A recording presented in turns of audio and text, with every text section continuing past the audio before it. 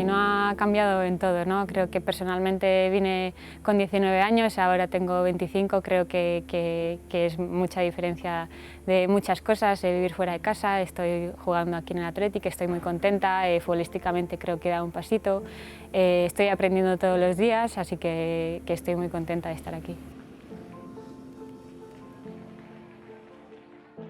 No recuerdo mucha cosa, sé que me pongo muy nerviosa y seguramente los nervios no me dejan llegar a ese recuerdo, pero sí que ganamos,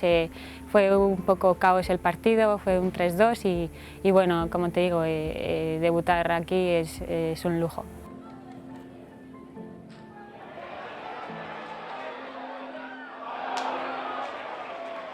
Estamos utilizando esta pretemporada para trabajar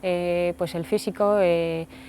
otro tipo de cosas que igual antes no teníamos tanto tiempo y bueno, pero es verdad que está siendo un poco dura porque todavía no sabemos cuándo va a empezar la liga, no hay una fecha y bueno, tenemos el aliciente positivo que está la Copa también, que nos motiva un poco y es verdad que tenemos que trabajar mentalmente porque van a ser muchos partidos en poco tiempo y para eso también, aunque esté el físico, también creo que mentalmente tenemos que estar muy bien.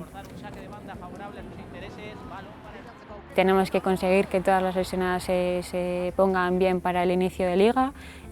para que estemos todas juntas. También Sofía se está adaptando muy bien, las del B creo que nos están metiendo presión, creo que es muy bueno para el equipo y lo que tenemos aquí es la cantera y se está trabajando bien y creo que el equipo está trabajando muy bien.